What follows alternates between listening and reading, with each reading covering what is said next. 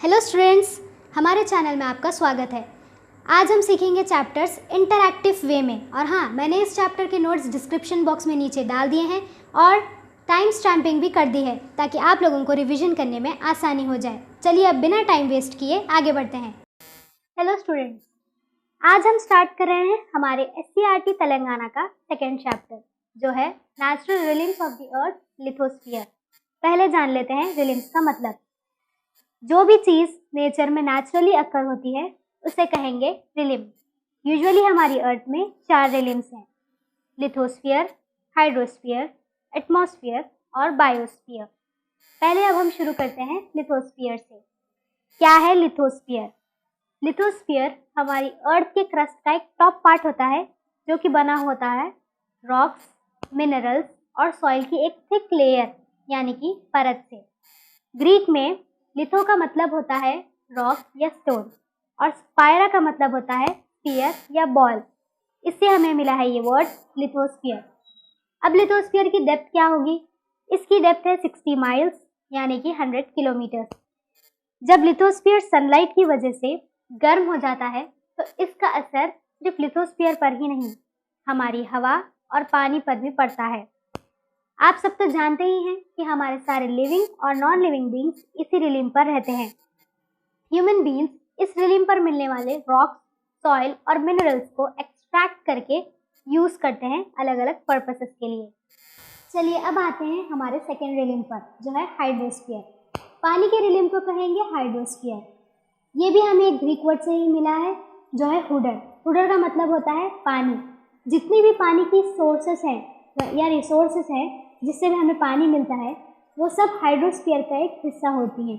Example rivers, lakes, oceans, seas या वो पानी भी जो हमें ज़मीन के नीचे से मिलता है जिसे हम ग्राउंड वाटर या मिनरल वाटर भी कहते हैं। बात करते हैं हमारे थर्ड रिलिम की जो है एटमॉस्फेयर। एटमॉस्फेयर एक थिन लेयर की तरह हमारी अर्थ को सराउंड करता है। एक एग्जाम्पल देना चाहूँगी यहाँ पर। जब हम एक फुटबॉल को एक पॉलीथीन बैग में डाल देते हैं, आप देख सकते हैं कि कैसे वो पॉलीथीन बैग फुटबॉल को सराउंड करता है। बिल्कुल इसी तरीके से एटमॉस्फेयर भी हमारी अर्थ को सराउंड करता है। एटमॉस्फेयर ये वर्ड भी हमें एक ग्रीक वर्ड से मिला है जो है एटमॉस, जिसका मतलब होता है वेपर। एटमॉस्फेयर में हमें कई सारी गैसेस देखने को मिल जाएंगी including oxygen, carbon dioxide, nitrogen, water vapour and dust particles. चलिए अब आते हैं हमारे लास्ट रिलिम पर जो है बायोस्फीयर। लाइफ वाले रिलिम को कहेंगे बायोस्फीयर, विच इंक्लूड्स बैक्टीरिया जो रहते हैं एटमॉस्फेयर में या डीप ओशंस में। ये भी बायोस्फीयर का एक हिस्सा होते हैं। बायोस्फीयर ये वर्ड हमें मिला है एक ग्रीक वर्ड से जो है बायोस, जिसका मतलब होता है लाइफ। अब तक तो आप लोग जान ही चुके होंगे कि एक लाइफ जीने के लिए हमें ऊपर के 3 रिलिम्स भी इम्पॉर्टेंट होते हैं: लैंड, एयर और वाटर। अब आते हैं हमारे नेक्स्ट टॉपिक पे जो है लैंडफॉर्म्स। लैंडफॉर्म्स होते हैं 3 टाइप्स के: फर्स्ट ऑर्डर, सेकेंड ऑर्डर और थर्ड ऑर्डर। लो बेसन्स जो कि ओशन से भरे हुए हैं और कॉन्टिनेंट्स आते हैं फर्स्ट ऑर्डर लैंडफॉर्म्स में। कंट्रीज़ के अंदर रहने वाले माउंटेन्स, प्लेन्स और प्लेट्यूज आते हैं सेकेंड ऑर्डर लैंडफॉर्म्स में। सैंड ड्यून्स, वैलीज और डेल्टास आएंगे थर्ड ऑर्डर लैंडफॉर्म्स में। हमारा नेक्स्ट टॉपिक है the jigsaw puzzle and the moving plates. According to scientist हमारे जितने भी कॉन्टिनेंट्स हैं स्टार्टिंग में एक दूसरे से जुड़े हुए थे बिल्कुल एक जिक्सॉ पजल की तरह, और बाद में ये सब टूटकर बिखर गए, अपने उन प्लेसेस पर आ गए जहाँ पर अब ये प्रेजेंटली है। जियोलॉजिस्ट जो अर्थ को स्टडी करते हैं उन्होंने ये बात कंक्लूड की है कि हमारे जितने भी कॉन्टिनेंट्स इवन ओशंस हैं ये सब एक ह्यूज लैंड मास जो रॉक्स से बना हुआ है उसकी बेस पर टिके हुए हैं, जिसे हम कहेंगे प्लेट्स। हमारी अर्थ के 7 मेजर प्लेट्स हैं जो हैं African, north American, south American, Antarctic, Pacific, Eurasian and Indo Australian plate, और कई सारी माइनर प्लेट्स भी हैं। ये प्लेट्स फ्लोट होती रहती हैं बहुत ही स्लो पेस में। ये इतनी स्लो पेस में फ्लोट होती हैं कि हमें महसूस नहीं होता। जब एक प्लेट दूसरी प्लेट से टकराती है वहाँ पर बहुत सारे माउंटेन्स की फॉर्मेशन होती है, और इन प्लेट्स के एक दूसरे से टकराने को हम कहेंगे प्लेट टेक्टोनिक्स। प्लेट टेक्टोनिक्स की वजह से अर्थक्वेक्स भी हो सकते हैं। हमारा नेक्स्ट टॉपिक है सी फ्लोर स्प्रेडिंग। जियोलॉजिस्ट जो अर्थ के नीचे वाले क्रस्ट पर स्टडी करते हैं, उन्होंने ये डिस्कवर किया है कि हमारे बहुत सारे ओशंस जैसे कि पैसिफिक ओशन का फ्लोर जो है, सी फ्लोर, वो स्प्रेड होता हुआ देखा गया है। कैसी होती है सी फ्लोर स्प्रेडिंग? मैंटल में से जब लावा एरप्ट होता है तो वहाँ पर क्रैक्स बन जाते हैं। उन क्रैक्स में ओशन वाटर फोर्सफुली उन्हें स्प्रेड कर देता है। ऐसे होती है सी फ्लोर स्प्रेडिंग।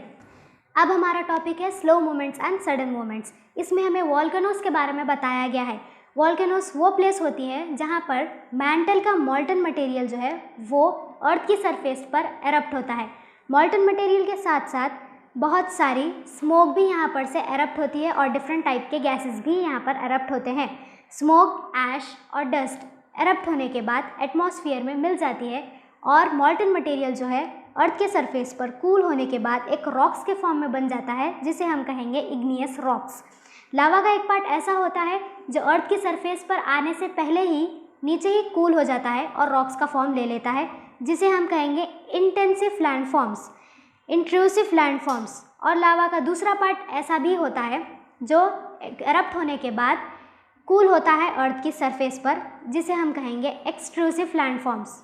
अब हमारा टॉपिक है how air and water transform the earth surfaces, जिसमें 4 पार्ट्स है, जिसमें से फर्स्ट वाला है वेदरिंग।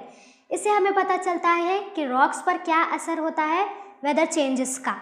रॉक्स जब सनलाइट में एक्सपोज होते हैं तो ये एक्सपैंड हो जाते हैं और कूल होने के बाद ये श्रिंक हो जाते हैं, यानी कि कॉन्ट्रैक्ट हो जाते हैं। ये हमेशा हर साल, हर समर और विंटर सीजन में होता है, हर डे एंड नाइट, जिसकी वजह से रॉक्स अंदर से कमज़ोर हो जाते हैं और टूट जाते हैं। इसे ही हम कहेंगे वेदरिंग। जब आप एक क्रैक्ड रॉक पर देखते हैं तो क्रैक के अंदर वाला कलर अलग होता है और ऊपर वाला कलर अलग होता है। ये होता है वेदरिंग की वजह से। अब हमारा सेकेंड पार्ट है एरोजन। फ्लोटिंग वाटर में और विंड में बहुत सारी पावर होती है जो किसी भी सॉइल लेयर को हटा सकती है या किसी भी रॉक्स को कट कर सकती है। हमारे वाटर के बहुत सारे फॉर्म्स होते हैं, जैसे रेन, ग्राउंड रनिंग वाटर या फिर रिवर्स। और एयर के भी बहुत सारे फॉर्म्स होते हैं, जैसे गस्ट, विंड्स या स्टॉर्म्स। ये फॉर्म्स बहुत ही पावरफुल होते हैं और अर्थ के सरफेस को एक जगह से दूसरी जगह पर हटा देते हैं, जिसे हम कहेंगे एरोजन। हमारा थर्ड पार्ट है ट्रांसपोर्टेशन। जो भी मटेरियल रॉक, सॉइल या मड के फॉर्म में एक प्लेस से दूसरी प्लेस पर आता है एरोजन की वजह से, उसे हम कहेंगे ट्रांसपोर्टेशन। रिवर्स, विंड्स और वेव्स हमारे सॉइल और रॉक्स को कट करते हैं और उन्हें डिस्टेंट प्लेसेस पर लेकर जाते हैं, कभी कभी 100 किलोमीटर्स तक। हमारा फोर्थ पॉइंट है डिपोजिशन। जब रिवर्स और विंड्स में इतनी पावर नहीं होती या इतनी कैपेसिटी नहीं होती कि वो अपने साथ साथ किसी और मटेरियल को भी कैरी कर सकें, तब वो उन मटेरियल्स को वहीं पर डंप कर देते हैं। ऐसे ही ये मटेरियल्स हेल्प करते हैं in the formation of plains and river basins. Time के साथ साथ यही डंप किए हुए मटेरियल एक दूसरे के ऊपर डिपॉजिट होकर बन जाते हैं सेडिमेंट्री रॉक्स। नेक्स्ट टॉपिक है वर्क ऑफ वाटर। इसकी शुरुआत होती है हाई माउंटेन्स से, जहाँ पर पानी का बहाव बहुत ही तेज़ होता है, जिसकी ग्रेट फोर्स की वजह से वो माउंटेन्स को कट कर देता है एक डीप नैरो चीज़ में, जो नीचे से बहुत ही नैरो होती है और ऊपर से बहुत ही वाइड होती है, जिसे हम वी शेप्ड वैली भी कहते हैं। कुछ केसेस में जहाँ पर रॉक्स बहुत ही हार्ड होते हैं, वहाँ पर वाटर एक पतली सी वैली क्रिएट कर देता है, जिसे हम कहेंगे जॉर्ज। हमारा अनदर इरोजन का फॉर्म है कैनियन, जो बिल्कुल जॉर्ज जितना ही डीप होता है और इन दोनों की विड्थ ऑलमोस्ट इक्वल ही होती है। हमें बहुत सारे वाटरफॉल्स देखने को मिल जाएंगे माउंटेन एरियाज़ में।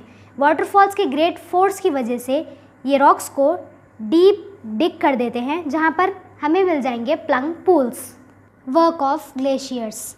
हिमालय जैसे कोल्ड प्लेसेस पर होती है स्नोफॉल इंस्टेड ऑफ रेनफॉल, और फिर ठंड की वजह से ये स्नो एक हार्ड आइस का फॉर्म ले लेती है, और फिर ये आइस ग्रेविटी की वजह से ये ह्यूज आइस मासेस धीरे धीरे नीचे आना स्टार्ट होते हैं और किसी वार्म प्लेसेस पर पिघलना स्टार्ट होते हैं।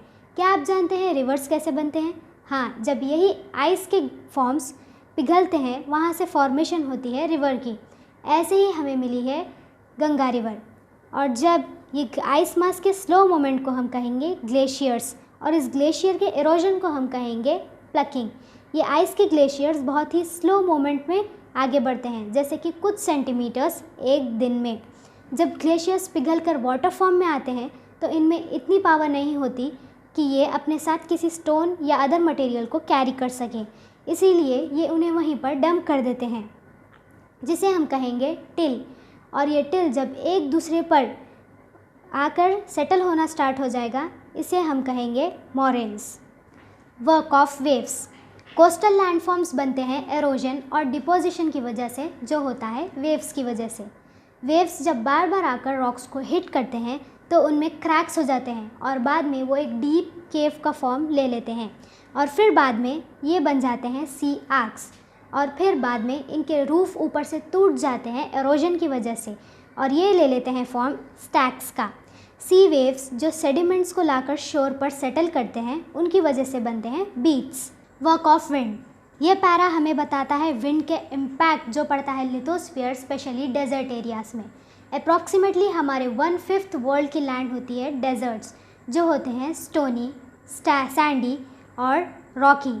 यहाँ पर स्ट्रॉन्ग विंड्स अपने साथ साथ सॉइल और सैंड कैरी करते हैं। स्ट्रॉन्ग विंड एरोजन और डिपोजिशन की वजह से हमें डेजर्ट्स में बहुत सारे इंटरेस्टिंग फीचर्स देखने को मिलेंगे, जैसे कि मशरूम रॉक और इंसेनबर्ग्स। सैंड यानी कि रेत के पहाड़ जो बनते हैं डेजर्ट एरियाज़ में। ये सैंड हिल्स अनस्टेबल होते हैं और विंड की वजह से एक जगह से दूसरी जगह पर बनते हैं। ये सैंड येलो कलर में होती है जो बहुत ही ज़्यादा फर्टाइल होती है, इसे हम कहेंगे लोस। और जो भी प्लेन्स लोस से बनते हैं उसे हम कहेंगे लोस प्लेन्स। इसी के साथ ये चैप्टर ख़त्म होता है। अगर आपके पास कोई डाउट्स है तो आप नीचे कमेंट सेक्शन में पूछ सकते हैं, मैं आपके डाउट्स क्लियर करने की पूरी कोशिश करूँगी। Thank you.